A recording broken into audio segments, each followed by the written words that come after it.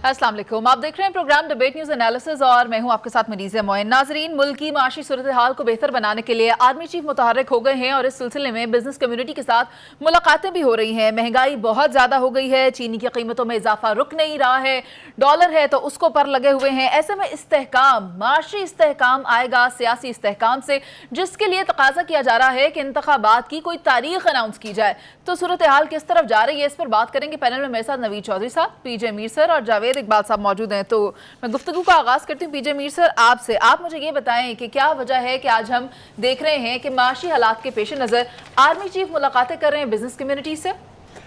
ये आपने बहुत इंपॉर्टेंट सवाल किया है। इसलिए कर रहे हैं क्योंकि आपका जो सिविलियन सेक्टर है, जो पॉलिटिकल सेक्टर है, वो फेल हो गया है। ये सारे काम जो आज आपने कहा कि आर्मी चीफ कर रहे हैं, ये पॉलिटिकल काम है, ये सिविलियन सेक्टर के काम है। लेकिन आपका एक सिस्टम फ्लॉप हो गया, लोग चीखे मार रहे हैं, महंगाई इतनी हो गई है, इन्फ्लेशन इतना, रेट ऑफ इन्फ्लेशन इतना बढ़ गया है। चीनी की आपने बात की अपने प्रोलॉग के अंदर, चीनी कहाँ से कहाँ चली गई, 10 लाख, इस पर भी बात करेंगे, 10 लाख टन चीनी स्मगल होकर बाहर चली गई है। और उसके साथ साथ रेगुलर स्मगलिंग हो रही है। फिर कहते हैं जी शुगर माफिया, शुगर माफिया नहीं है, ये गवर्नमेंट की तरफ से स्मगलिंग हो रही है, गवर्नमेंट इसकी फैसिलिटेट कर रही है। ये मुझे शुगर ओनर्स ने बताया है कि ये हमारे पे ब्लेम डाल रहे हैं, ये काम तो खुद करवा रहे हैं वहाँ बॉर्डर्स के ऊपर। उनका जी तुरखम में आप चले जाए, वहाँ जो स्मगलिंग हो रही है उसका कौन जवाब दे। अब ट्रेडर्स इनके पास, या ये इनकी एक यहाँ लाहौर में भी मीटिंग हुई है, फिर कराची में भी, बड़ा अच्छा है क्योंकि ये मार्केट कॉन्फिडेंस देने का इस वक्त वक्त है। हमारे विद ग्रेटेस्ट ऑफ रिस्पेक्ट जो केयर टेकर प्राइम मिनिस्टर हैं, वो ये कॉन्फिडेंस हमारे ट्रेडर्स को नहीं दे सकते जो कि आर्मी चीफ दे सकते हैं और दे रहे हैं। अब बात क्या है, वो कहते हैं जी कि डॉलर की सारी अहमियत है, हमारी हर चीज़ डॉलर पे चल रही है, डॉलर महंगा हो रहा है और हम उसको कंट्रोल नहीं कर रहे। तो क्यों, सवाल उठता है क्यों? इसलिए कि हुंडी अभी भी ऊपर चल रही है, वो आपको अच्छा रेट दे रही है in comparison to the State Bank. अब स्टेट बैंक जो है, जब तक वो कंपेटिटिव इनके साथ नहीं आएगा, ये तो हुंडी चलती रहेगी। अब उन्होंने कहा जी हम इसको रोक लेंगे, आप नहीं रोक सकते। बड़े बड़े गवर्नमेंट के ये तो कहते हैं तुरखम खान साहब आए, किसी ने नहीं हुंडी वालों को रोका। हुंडी चलती रहती है, यहाँ भी है, दुनिया के अंदर हर जगह चलती है। अब बात आती है इसको आप कैसे कंट्रोल करेंगे। इम्प्लीमेंटेशन ऑफ लॉ की जब हम बात करते हैं, आर्मी चीफ के अलावा यहाँ कोई इम्प्लीमेंट कर ही नहीं सकता। और यार जिस मुल्क के अंदर हम ट्रैफिक नहीं ठीक कर सकते, you really think implementation of law है? मिनट के आगे आप वायलेशन करते हैं, कॉन्स्टिट्यूशनल वायलेंस, ये वायलेशन होती है, वी कांट डू एनीथिंग। अब यहाँ बहुत बड़ा मिसट्रस्ट है। इसीलिए आपने कभी देखा ये जितने भी ट्रेडर्स हैं, बिजनेसमैन, ये फौजियों के पास क्यों जा रहे हैं? बिकॉज वो थक गए हैं सिविलियंस के पास जा जाके, पॉलिटिकल्स के पास जा जाके थक गए हैं, कुछ भी नहीं होता। सो अब मैं समझता हूँ कि एक मार्केट कॉन्फिडेंस आई है, जो आपने सवाल बड़ा इंपॉर्टेंट किया है, ये आई है, मार्केट कॉन्फिडेंस ये मिले हैं, एंड आई एम श्योर हमारे हालात बेहतर हो सकते हैं। लेकिन एक ही तरीके से ये 4 टेलीफोन कॉल, 3 सिफारिशें और 2 बंदे साथ जाना, ये बंद करवा दें, आपके सारे काम पाकिस्तान में हो सकते हैं। हमारे पास बड़ा पोटेंशियल है, लेकिन इसको इंप्लीमेंट करने वाला यही आदमी है जो वर्दी पहन के खड़ा है। अगर ये नहीं कर सका तो फिर कोई भी नहीं कर सकता। ठीक है, नवीद चौधरी साहब आप इस पर क्या कहेंगे? देखें, आर्मी चीफ ने स्टेप इन किया है तो वो बिल्कुल नागुज़ीर हो गया था। यस, इसमें कोई दूसरी ऑप्शन नहीं थी। और एक फ़र्क जो है, बहुत सारे अहबाब ये भी कह रहे हैं, तनकीद तो सारे करते हैं, हमें जो ज़मीनी हक़ाइक़ हैं वो कभी सरफ़ नज़र नहीं करने चाहिए। पाकिस्तान के अंदर ताकत और इख्तियार जो है, ज़ाहिर है जितना आर्मी चीफ़ के पास है उसका अशर शील भी किसी के पास नहीं है। जनरल मुशर्रफ के दौर के अंदर अगर बहुत सारी चीज़ें की गई मईशत के हवाले से और वो फुलफ़िल नहीं हुई तो उसकी कुछ वजूहात थीं। एक बड़ी वजह यह भी थी कि साथ फिर 9/11 हो गया, डॉलरों और पाउंड की बरसात हो गई, उसमें बड़े लोगों ने हाथ रंगे और एक पैरेलल इकानमी चल पड़ी। अब ज़्यादा ऑप्शंस नहीं हैं। जनरल आसिम मुनीर ने जो पॉइंट ताजरों के साथ डिस्कस किए हैं, वो तशख़ीस है, ऐसी तशख़ीस है जिसका सबको इल्म है।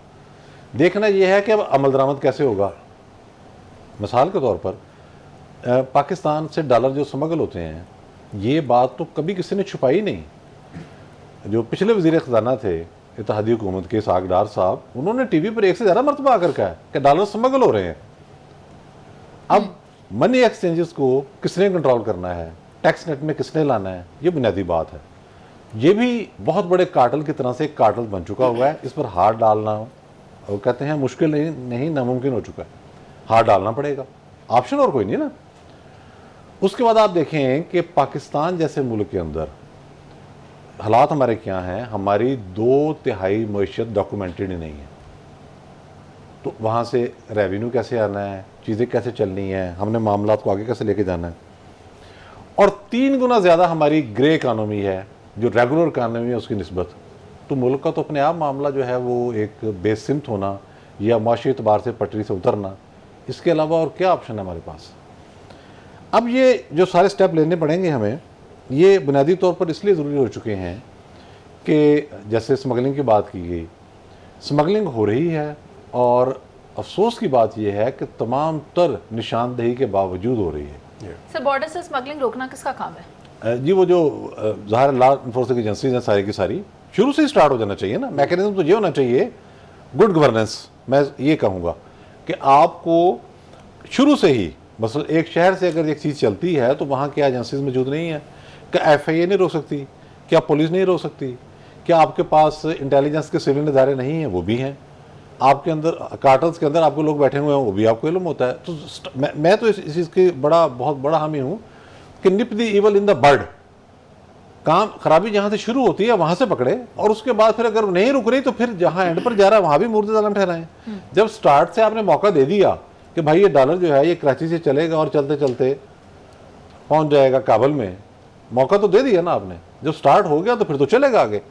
तो ये मामले को अब इस तरीके से देखना पड़ेगा। और मैं ये तोको करता हूँ, अब ऑप्शन भी नहीं है कि आर्मी चीफ ने जो कुछ कहा है, उन्होंने ये भी कहा है कि सारे ईमानदारी से अपना टैक्स भी अदा करें। ये भी बहुत ज़रूरी है ना। मैंने बताया ना कि टैक्स नेट पे बंदे कितने हैं आपके, और ग्रे इकानमी का हुजूम कहाँ तक चला गया है। तो ये पैरेलल सिस्टम चल नहीं सकता। तो मैं तोको करता हूँ कि इसके नतीजे में सख्ती तो आएगी, हमें महसूस ज़रूर होगा, लेकिन उसके फिर नताइज भी होंगे, और वो अब नागुज़ीर हो चुका है, ये कोई ऑप्शन नहीं है अब। ठीक है, जावेद साहब आपकी तरफ आती हूँ। आर्मी चीफ साहब ने यकीन दहानियाँ करवाई हैं, आपको क्या लगता है, आपकी क्या राय है इस बारे में कि कितनी बेहतरी आ सकेगी इसके बाद? देखिए, अगर इसके बाद भी बेहतरी नहीं आती तो फिर अल्लाह अल्लाह खैर समझा। फिर जो इस वक्त आवाम का और पाकिस्तान की मीशत का हाल हुआ है, फिर ऊपर से फरिश्ते आकर ही कंट्रोल कर सकते हैं, फिर इंसानों के बस की तो बात ही नहीं रही माशाल्लाह। क्योंकि अगर हमारे सियासतदान जो खुद इन माफियाज का हिस्सा और पैटर्नाइज करते थे अपनी हुकूमतों में, चाहे माजी में आप एनर्जी सेक्टर उठाकर देख लें, चाहे आप शुगर सेक्टर उठाकर देख लें, चाहे आटा देख लें, आपको यही ख़ानदान नज़र आएंगे। आपको बाहर से कोई नज़र नहीं आएगा, और यही कार्टल्स नज़र आएंगे, बाहर से कोई नज़र आएगा। और यही वो बिजनेस कम्युनिटी के बहुत से लोग, मैं नाम नहीं लेना चाहता, जो आज आर्मी चीफ के साथ कराची और लाहौर में बैठे हैं, उन्हीं में से बहुत से लोग बैठे होंगे। सो बुनियादी तौर पे असल चीज़ ये है कि ये जो मसाइल का हल है, उसके हल के लिए हमें अपनी बीमारियों का तो पता है कि हमारी क्या बीमारियाँ, कि बॉर्डर से चीज़ें जा रही हैं अफ़गानिस्तान में, आटे से लेके चीनी, चीनी से लेके डॉलर। और हमें यह भी पता है पाकिस्तान में स्टॉक भी होता है, ज़ख़ीरा अंदोज़ी भी होता है। हमें सबको पता है, हर डिप्टी कमिश्नर है इसी को पता है कि उसके इलाके में कौन कौन डीलर है, कौन कौन स्टॉक कर रहा है। लेकिन इम्प्लीमेंटेशन का इशू है। मैं आज से 7 महीने 8 महीने से कह रहा हूं कि पाकिस्तान में एक डॉलर माफिया क्रिएट हो गया है, इसको पकड़ो। लेकिन आज वो आर्मी चीफ ने बात कर दी है। आर्मी चीफ ने उनको अश्योरेंस दी है बिजनेस कम्युनिटी को 3-4 चीज़ों की। पहली चीज़ कि UAE, मिडल ईस्ट, कुवैत और कतर से ऑलमोस्ट 100 अरब डॉलर की इन्वेस्टमेंट पाकिस्तान आएगी, जिसमें ज़्यादातर इन्वेस्टमेंट सऊदी अरब और UAE की है, जो उन्होंने कंफर्म किया है अगले 6, 7, 8 महीने में आ जाएगी। और सेक्टर्स भी उन्होंने गिना दिए हैं। और आपने देखा होगा कि फैसिलिटेशन काउंसिल भी इसी सिलसिले में बनाई गई है, ताकि किसी को कोई ब्यूरोक्रेटिक मसाइल का दरपेश ना आए। और उससे भी बढ़ के सबसे इम्पॉर्टेंट चीज़ IT सेक्टर में जो आर्मी चीफ का विजन है, और जो बिज़नेस कम्युनिटी ने उनसे कहा कि हमारा 80% बिजनेस यूरोप के साथ है, और उसके लिए हमें अपनी ट्रैवल एडवाइजरी को ठीक करना पड़ेगा, उस पर भी तवज्जो देनी पड़ेगी। अगर पाकिस्तान में वो माहौल ना क्रिएट किया गया, जो आगे चल के मैं आपको बताऊंगा, जो आपका सवाल है सियासी तौर पे, हमें उसके लिए माहौल क्रिएट करना पड़ेगा। जो आप IT में बूम लाना चाहते हैं, $100 बिलियन एक्सपोर्ट की तरफ जाना चाहते हैं, उसके लिए वो जो लोग पाकिस्तान में उसी वक्त आएंगे जब आपको ट्रैवल हिस्ट्री ठीक होगी पाकिस्तान की, एडवाइजरी काउंसिल। ठीक है। तीसरी इंपॉर्टेंट चीज़ उन्होंने बात की है कि मिडल ईस्ट के साथ हम आईटी में अपने एक्सपर्ट को उधर प्लेस करना चाहते हैं कि एमबीएस जो आ रहे हैं 6 और 9 के दरमियान 10 तारीख को, उनसे इस टॉपिक पे बात कीजिए। और आपको मैं ये बताता चलूं, दुनिया में सऊदी अरब हाईएस्ट जीडीपी ग्रोथ के साथ इस वक्त मौजूद है, और दूसरे नंबर पे यूएई है और कतर है और उसके बाद बहरीन है। ये वो ममालिक हैं जो पूरी दुनिया की highest GDP growth, that means billion of dollars की इन्वेस्टमेंट उधर हो रही है और इतना बिजनेस है। तो इसके बारे में भी बात हुई कि जी कि हमें उस मार्केट को टैप करना चाहिए जिसको यूरोप और अमेरिका टैप करना चाह रहा है। हमारे तो वो मुस्लिम ममालिक दोस्त है ना। और उससे भी बढ़ के जो सबसे इंपॉर्टेंट चीज है, मैं ये समझता हूं जो हमारे इख्तियार में, ये तो इन्वेस्टमेंट है ना, ये जो कार्टल्स है ना पाकिस्तान में, इनको कोई माफी नहीं होनी चाहिए। चाहे वो टैक्स के हवाले से हैं, चाहे वो शुगर के हवाले से हैं, चाहे वो आटे के हवाले से हैं, चाहे डॉलर के हवाले से। और ये सेटिस्फेक्शन आने वाले हफ्ते 10 दिन में अगर हमें नजर आ गई, ठीक है, क्योंकि इसके असरात नजर आना शुरू हो जाएंगे। और आखिरी बात, कल 1:30 बजे इसी की कंटिन्यूशन में कराची में कोर कमांडर हाउस में वही बिजनेसमैन दोबारा इकट्ठे हो रहे हैं, और जिन पॉइंट्स पे कल डिस्कशन हुई है उसको आगे कैसे लेके जाना, उसका प्लान दिया। ठीक है जावेद साहब, आपका पॉइंट आ गया है कि जो यकीन दहानियां आर्मी चीफ साहब की तरफ से करवाई गई हैं, हमें देखना यह है कि इनके ऊपर इंप्लीमेंटेशन कब तक करवाई जाती है, क्योंकि उसके बाद ही हम ये कह सकते हैं कि मईशत को संभाला दिया जा सकेगा। जहां हम मईशत की बात कर रहे हैं और आपने कार्टल्स का जिक्र किया, तो हमें यह भी देखना है कि शुगर प्राइसेस क्यों बढ़ रही हैं, डॉलर क्यों बढ़ता चला जा रहा है, इसको किस तरह काबू करना है और इनकी वजूहात क्या है, इस पर बात करेंगे। एक ब्रेक के बाद आप साथ रहिए।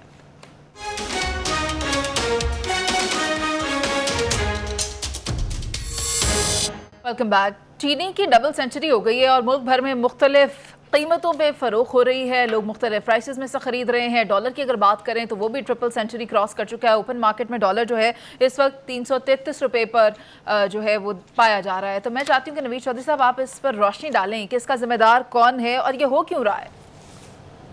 देखें, ये तो जो वजूहात हैं वो तो हमने पहले बयान कर दी कि कार्टलाइजेशन है, और उसके बाद डॉलर भी स्मगल हो रहा है, और चीनी का मामला भी आपके सामने आ गया कि रेट कहाँ से कहाँ निकल गया उसका। सबसे पहले तो हम जो बुनियादी मसला इस वक्त दरपेश है ना, क्योंकि डॉलर को तो हमने पहले सेगमेंट में डिस्कस किया है और अब आर्मी चीफ की यकीन दहानी भी आ गई है। चीनी के मामले को लेते हैं कि हुआ क्या है। चीनी के मामले में हुआ यूँ कि मैंने पहले भी अर्ज़ किया था चंद रोज़ पहले अपने प्रोग्राम में कि जब शुगर मिल एसोसिएशन और हुकूमत में मायदा हुआ, वफाकी हुकूमत में, कि आप हमें 300 रुपये मन गन्ना जो है इसका रेट मुकर्रर कर दें, हम 90 रुपये की चीनी देंगे। हो गया। अब होने के बाद क्या हुआ कि जब चीनी बेचने की बारी आई तो शुगर मिल एसोसिएशन चली गई अदालत में, लाहौर हाई कोर्ट में।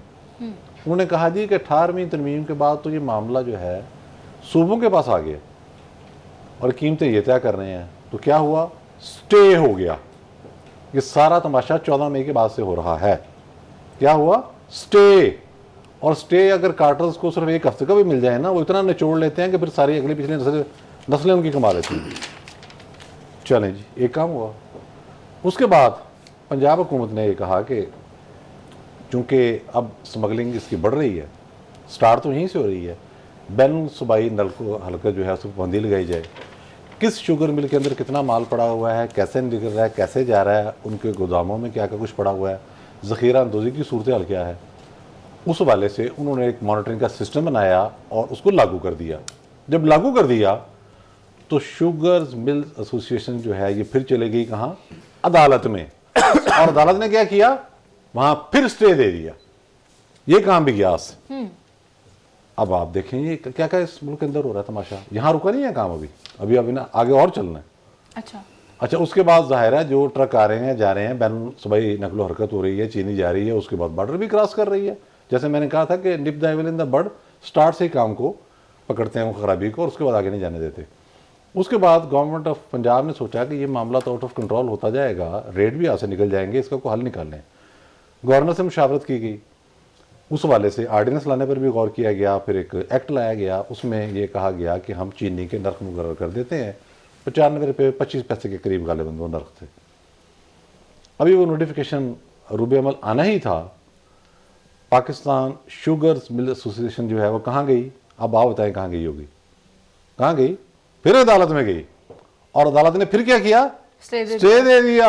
सर ये तो बात बड़ी प्रेडिक्टेबल हो गई। आप बताएं हुकूमत क्या कर रही है इन स्टेट्स के लिए? हुकूमत क्या कर सकती है? हुकूमत तो बात देखें, आज जो सेक्रेटरी फूड है वो कह रहे हैं जी चीनी तो हमारे पास इंपोर्ट करने की जरूरत ही नहीं है। सर हुकूमत दरखास्त नहीं दे सकती? राइट, दरखास्तें दे रही है ना भाई, आपने स्टे दिया और लंबी तरीके दे रहे हैं। अच्छा। क्या करेंगे आप? हुकूमत ने जाके दरखास्त ही देनी है ना। जब वायलेशन करेंगे फिर जज कहेंगे हो बड़ा ही खतरनाक साल था 2023 जो है ना, वो अदलिया की आजादी के हवाले से। और भाई चीनी के अब आपका क्या ताल्लुक है रेड मुकर्रर करने से या फलां से? सही, बल आप कानून की कोई अगर कोई खिलाफवर्जी हुई है तो आप बता दें। सर आप रेड मुकर्रर करने, आप स्टे पे स्टे दिए जा रहे हैं। कार्टेल तो लेते ही स्टे है। ये जो बड़े बड़े वकील है ना, ये कहते हैं हम आपको स्टे लेके देंगे 1-1.5 महीने का, उसके दौरान अपना कमा लेना।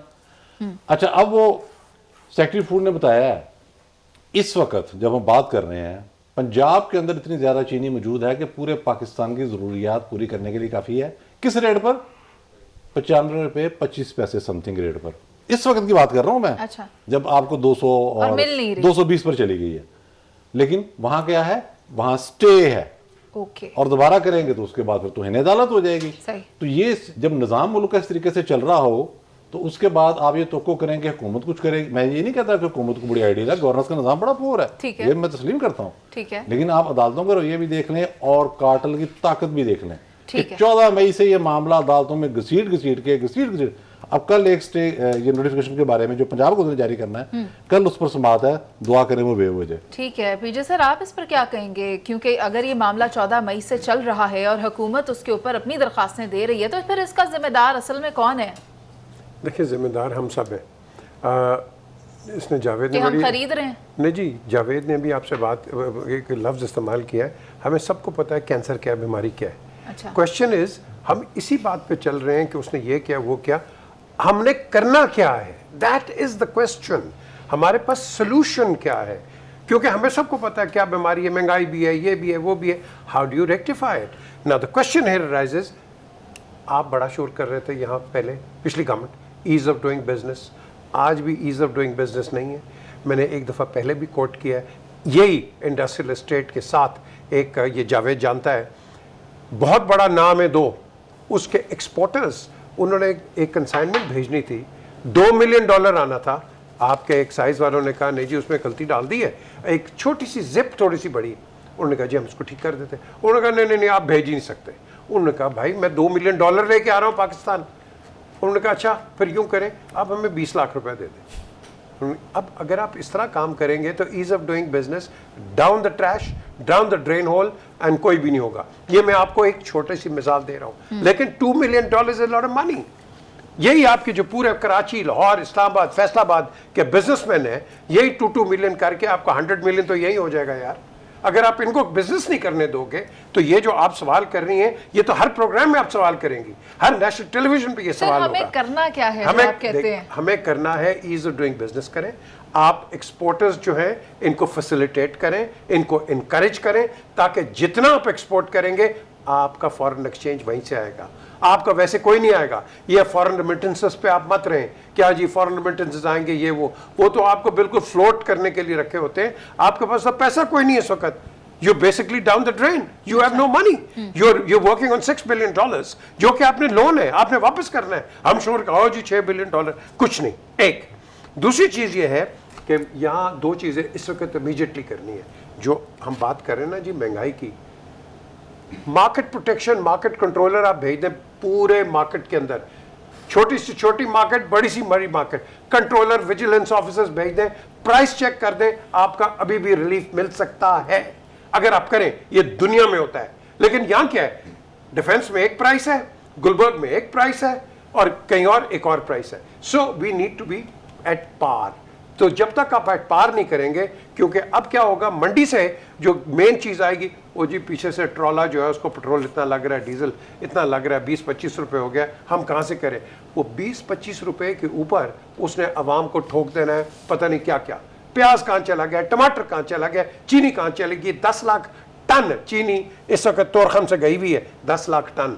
ये मुझे शुगर मिल ओनर ने बताया। And it's a number. And it's a number. और अब आप सोचें कि आगे क्या होगा, आगे क्या होगा। और ये जो बात कर रहे हैं चौधरी साहब, वो हमें सबको पता है, but why isn't anybody doing anybody? Where is the law? Where is the law? So they implementation of identify law. the problem. They identify the problem. They have. They do not go to its. They don't go to it. Yeah. तो जावेद साहब आपको क्या लगता है, product एक है लेकिन prices की वैरायटी है, तो प्राइसेस को नीचे कैसे लाना है? पहली चीज़ तो हम सब मुसलमान हैं, हमें सब मिलकर दुआ करनी चाहिए अल्लाह ताला से, क्योंकि हमारे यहाँ जो हुकूमत है वो तो हुकूमतों के बस की बात ही नहीं रही।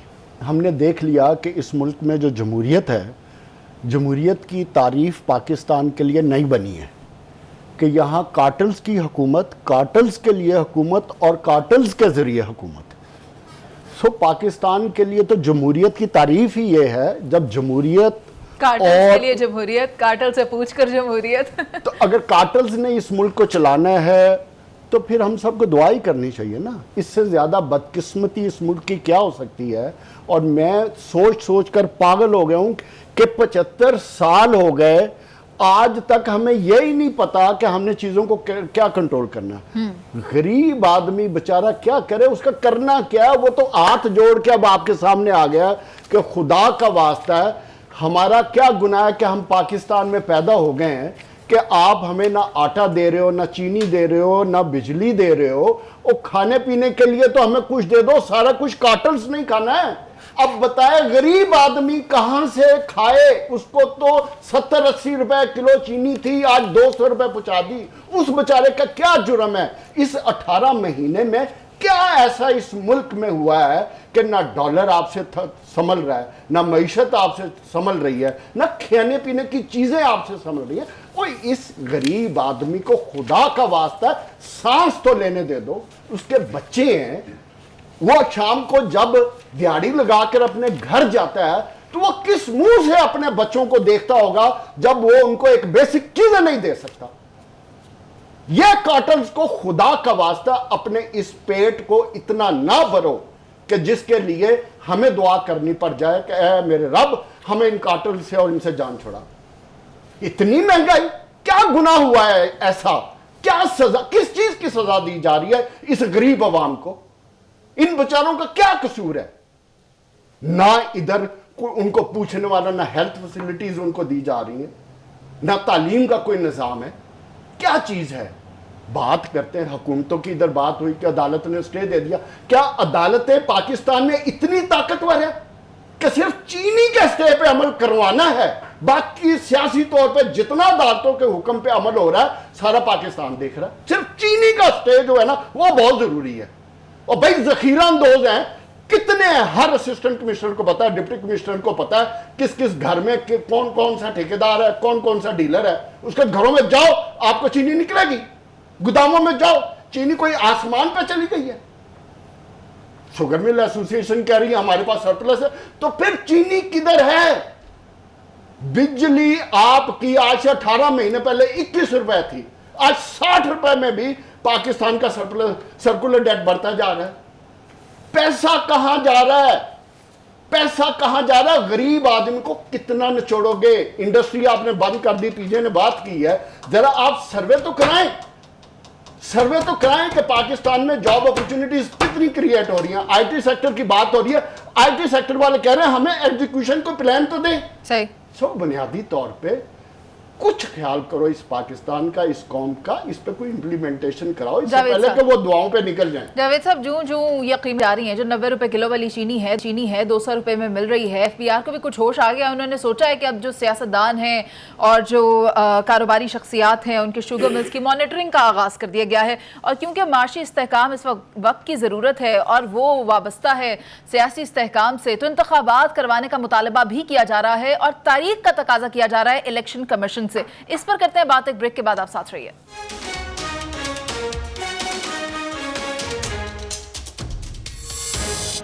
Welcome back. आम इंतखाबात जल्द करवाए जाएं, इस सिलसिले में human rights commission of Pakistan ने इलेक्शन कमीशन से मुतालबा कर दिया है और मुल्क के बड़े भी मुलाकातें कर रहे हैं। जावेद साहब, आपको क्या लगता है कि क्या वजह इलेक्शन कमीशन इंतखाबात की तारीख नहीं दे रहा?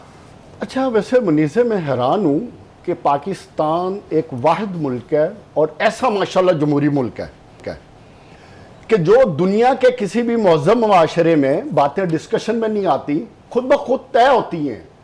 मतलब निज़ाम किसको कहते हैं? निज़ाम वो होता है जहां वक़्त तयन होता है हर चीज़ का, कि असम्बलियाँ कब ख़त्म होंगी, कब इलेक्शन होंगे, इसी का नाम आइन कहते हैं। तो आज इधर क्या डिस्कशन हो रही है कि इलेक्शन की डेट पहले सदर देंगे या इलेक्शन कमीशन देगा। ओ खुदा का वास्ता है, खुदा का वास्ता है, जिन कार्टल्स की मैं बात कर रहा हूँ ये भी वही कार्टल्स हैं जो इस मुल्क को दबोच कर बैठे हुए हैं। भाई आप इलेक्शन की डेट दें, चाहे सदर दे या इलेक्शन कमीशन दे, आम आदमी को उससे कंसर्न नहीं है, बिजनेसमैन को उससे कंसर्न नहीं है। बिजनेसमैन को स्टेबिलिटी चाहिए, स्टेबिलिटी पॉलिसीज की चाहिए, उसको इकोनॉमिक स्टेबिलिटी चाहिए, इकोनॉमिक रिफॉर्म्स चाहिए। आम आदमी को आपसे कोई गर्ज नहीं है। आप इतना गैप मत क्रिएट करें कि आम आदमी रियासत पे ट्रस्ट छोड़ दे। कितना आसान काम था, सदर देता या इलेक्शन कमीशन डेट देता, मुल्क में स्टेबिलिटी आती। जिस माशी बदहाली का हम रोना रो रहे हैं, उसके रोने की बुनियादी वजह सियासी तौर पे स्टेबिलिटी होना इस मुल्क का है, जो पिछले 2.25 साल से हम पिट रहे हैं। लेकिन नहीं, हमें तो पहले अपनी सियासत बचानी है, अपना खानदान बचाना है, अपने केसेस खत्म कराने। क्योंकि लंदन में बैठे एक साहब और कुछ लोग दुबई में बैठे फैसला करेंगे कि उनकी ख्वाहिश है कि इलेक्शन कब हो, तब उनको पता चलेगा।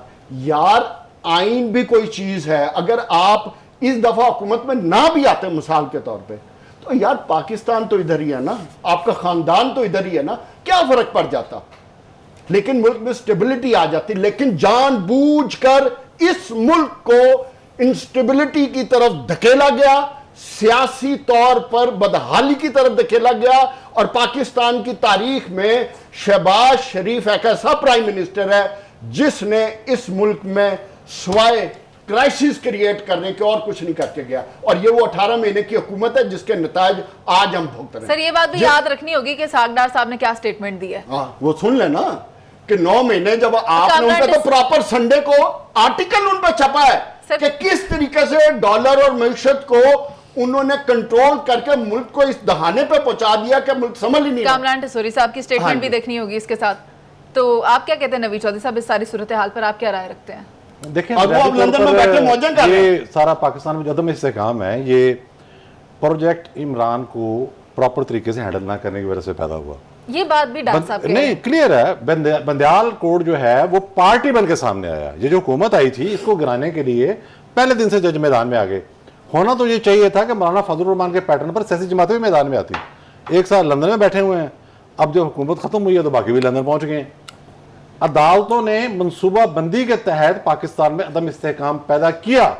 अदालतों के पीछे एस्टेब्लिशमेंट का एक धड़ा था जिसका नतीजा आपने 9 मई को देखा। इन जजों को अगर आप स्पेयर करते हैं कि जी तौहीन अदालत का केस या फलाना, तो ये आप बहुत बड़ा जुल्म कर रहे हैं मुल्क के साथ।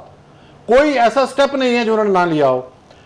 इलेक्शन कराने का मामला, इलेक्शन की तारीख देने का मामला, पंजाब असेंबली तोड़ने का मामला, ये तमाम वकीलों के जरिए जजों ने तय किया, पाकिस्तान को इस नहत में पहुंचाया। वो जो हुकूमत थी 13 जमाती हुकूमत, वो कोई एहसान किया। 2011 से जब सारी एस्टेब्लिशमेंट, अमेरिका, इजराइल, मैं जिम्मेदारी से कहता हूं, सारे फॉरेन एजेंट जितने हैं, सारी की सारी अदलिया, सारी ब्यूरोक्रेसी जब इस काम पे लगी हुई थी कि एक बंदे को मसीहा बनाना है, इससे बड़ा नेकी कोई नहीं, और सारी पार्टियों को गिराना है, तो उसके नतीजे में फ्री तो खड़ा होना ही था। ये कौन सी बात है जी 13 पार्टियां तो फलानी पार्टियां? वो बच्चों के जहन खराब कर रहे हो आप। मीडिया पर आपने क्या नहीं किया और आज तक क्या नहीं कर रहे। यानी कि जो मफरूर लोग हैं उनके हमायती अभी मेन स्ट्रीम मीडिया पे आगे बता रहे हैं कि जी हमें मिडिल क्लास से हमें बड़ा मौका मिला, ये मिला, वो मिला। क्या खाक मौका मिला? सारा कुछ प्लानिंग कैसा था, सारा प्लानिंग कैसा था। और रिटायर्ड जनरल, खासतौर पर आप देखें जो मुशर्रफ के साथ गलीज टोला था, ये सारा वो गैंग वर्क था। ये पाकिस्तान के अंदर अदम इस्तेकामी लोगों ने पैदा किया है। अदलिया आप देखें कि परवेज लाई के लिए कैसे तड़प रहे हैं। हुए परवेज लाई वहां चले गए, अडाला चले गए, सुप्रीटेंडेंट आ जाए, इस्लामाबाद का जज आ जाए। अच्छा अदलिया का काम देखें, किसी केस में नहीं पकड़ना। और ये कौन सा कानून है भाई? कहां से आ गए हैं आप भाई? ये तो अफ्रीका में नहीं होता जंगलों में। और जी फलां तारीख तक फलां बंदा बरी है, गुड टू सी यू, अंदाजा करें। और उसके बाद इस्लामाबाद हाईकोर्ट का कह रहा है गुड टू सी यू के बाद चीफ जस्टिस के कि जनाब 19 तारीख तक किसी केस में नहीं पकड़ना। आप अंदाजा लगाएं, मुल्क में तमाशा करना हुआ है। नवीद साहब इलेक्शन के बारे में इलेक्शन के बारे में बिल्कुल क्लियर मामला है। जो कॉन्स्टिट्यूशनल प्रोविजन है, अब निगरान वज़ीर आला ने कह दिया है निगरान वज़ीर आज़म ने, सॉरी, उसने कहा जो सुप्रीम कोर्ट के मान लेंगे। सुप्रीम कोर्ट में अगर रेफरेंस जाएगा, जो कि जाएगा, एक दरखास्त गई है, उस पर जो जजमेंट आएगी उसके बाद देख लेते हैं। ठीक है पीजे सर, आप लेकिन ये हमेशा याद रखा करें कि अदम इस्तेकाम पैदा किसने किया है, ये मंसूबे का हिस्सा था। अच्छा। उन्होंने तो आप आज देखें, कौमी असेंबली जाने के बाद भी बंदियाल खान ने पूरी ट्राई की है कि इसी तरीके के साथ पूरा सिस्टम लपेट दिया जाए। उनका बस नहीं चला, उनका बस नहीं चला। वो जेल में बैठा रो रहा है, वो जेल में बैठा, उसको देसी मुर्गी मिल रही है, अंडे, कोई भी कहता है मैं मुज़ाकरात के लिए तैयार। और तुझे कहा किसने मुज़ाकरात के लिए? अभी 20 दिन तुम्हें हुए हैं, जरा सब्र तो करो अंदर। ठीक है कभी नवीद साहब, बेगम को भेज रहा है खतरी सफीर के पास, जरा सब्र तो करो। अच्छा ठीक है, हुआ क्या तुम्हारे साथ? मैंने भी गिरफ्तार नहीं हुई। पीजे सर आप ये बताएं कि इंतखाबात की तारीख क्यों नहीं दे रहा इलेक्शन कमीशन? सॉरी, क्या कह रहे हैं हम? इंतखाबात की तारीख क्यों नहीं दे रहा इलेक्शन कमीशन? देखिए वो देगा जब उसके पास उसकी पूरी कार्रवाई जो है वो कंप्लीट होगी, जब उसको कहेगा वो कर देगा मेरिट पर। ऐसी, हाँ, और होना भी मेरिट पे चाहिए, there is no questions about it. देखिए ये जो हम बात कर रहे हैं ना, 1.5 देने कमाल हो गया। मेरा इस पे एक और एक टेक है जी, कि जो खान शोर कर रहा था कि गुलामी एंड ऑल दैट, आज ये पाकिस्तान इस्लामिक रिपब्लिक और पाकिस्तान के इलेक्शंस हैं। अमेरिकन एम्बेसडर का क्या काम है कि हमें बताए, या उसके अंडर सेक्रेटरी या सेक्रेटरी ऑफ स्टेट आके हमें डिक्टेट करें कि आप इस तरह करें इलेक्शंस और इस तरह करें और इलेक्शंस? काफी अरसे से कर रहे हैं। नहीं जी, सही बात कर रहा था ना, इसको एक्सेप्ट करें आप। आज जो बात कर रहा है, ये जो कर रहे हैं आके, ये क्यों कर रहे हैं? इनका क्या ताल्लुक है पाकिस्तान के साथ? इनका कोई ताल्लुक नहीं है पाकिस्तान। हम अच्छे कराएं, बुरे कराएं, जो मर्जी कराएं, हम कराएंगे। बिल्कुल सही बात है। Why should somebody else come and tell my election commissioner कि जी आप ये करें, हम वो मिल क्यों रहा है? भाई who are you? Who are you? हम आ जाते प्रेसिडेंशियल इलेक्शंस में अमेरिका के अंदर, we don't interfere, you don't interfere। अब बात आती है, प्रॉब्लम्स बड़ी आई हैं, गलतियां बड़ी हुई हैं, ठीक है, no problems, but the question is यार कब हम नेशनलिस्टिक अप्रोच तो रखो यार, कहीं ना कहीं तो एक कुर्सी पे बैठो। हम करते क्या है, हमने हर जगह ये किया है, वो कर गया, वो कर गया, वो कर गया, वो कर गया ना, तुम क्या कर रहे हो? तुमने क्या किया? I need answers from you. मैं तो उनसे भी आंसर्स मांगूंगा, तुमने क्या कर दिया, लेकिन तुमने क्या किया भाई? आज तो मैं रो रहा हूं, मुझे तो आज की बात है, पिछले तो आए गए मर गए, आप जिंदा हैं, आपने क्या किया? सो द क्वेश्चन है राइजेस कि इस वक्त हमें चाहिए कि एक संजीदगी दिखाएं, थोड़ा सब्र दिखाएं, और सब्र के साथ साथ मैं बार बार रिक्वेस्ट कर रहा हूं पॉलिटिकल ये जो हमारे पार्टी लीडर्स हैं, बैठ जाओ, क्योंकि ये इलेक्शंस अभी भी एक्सेप्ट नहीं होंगे। इसका जो नहीं करना, जो पार्टी बाहर बैठे उसने इसलिए करना नहीं करना, बिल्कुल इसलिए करेगा। पहले सजाएं देखें, बैठने वाली बात सिरे से गलत है। कानून पर अमल दरामद कराएं, जिसने कानून तोड़ा उसको अंदर करके सजाएं दें उसके फौरी तौर पर। बैठने का क्या तरीका है? बैठ के कर लेना। सर को बात करना ये बिल्कुल सही बात कर रहे हैं। देखो कानून जो है that has to be executed, simple. अब द क्वेश्चन है राइजेस, ये होगा भी ना, इलेक्शंस एक्सेप्ट नहीं होंगे। और मैं आपको बताऊं, अगली हुकूमत, आप लिख लें प्रोड्यूसर साहब, इसको नोट करें, अभी 4 महीने के बाद फिर स्नैप इलेक्शंस होंगे, देख लीजिएगा। आप समझते हैं कि नई गवर्नमेंट आएगी और दूध की नहरें बह जाएंगी, पेट्रोल सस्ता हो जाएगा, आटा सस्ता, चीनी सस्ती, जॉब्स, और मेरा भी लिख लेंगे अगली हुकूमत के 5 साल बाद इलेक्शन होंगे, दोनों लिख लें। 5 साल? हाँ जी, नहीं, ठीक है। सर आप दोनों की राय आ गई, ठपे जाएंगे, आप दोनों की राय आ गई है। बहुत शुक्रिया नवीद साहब, पीजे मीर सर और जावेद इकबाल साहब। लेकिन बात करूंगी जिसमें मुल्क की बेहतरी है, और वो यही है कि माशी इस्तेहकाम, सियासी इस्तेहकाम से आएगा। इंतखाबात हो तो जाए, पहले इंतखाबात होना ज़रूरी है, और आइन की बालादस्ती, जमहूरियत की बालादस्ती मुश्तरका हैं। ऐसे में देखना ये है कि इलेक्शन जो है वो आइन के मुताबिक होने चाहिए। सदर मुमलिकत साहब भी ये बात कर रहे हैं। प्रोग्राम का वक्त खत्म हो गया, आपसे इजाज़त लाने के बाद।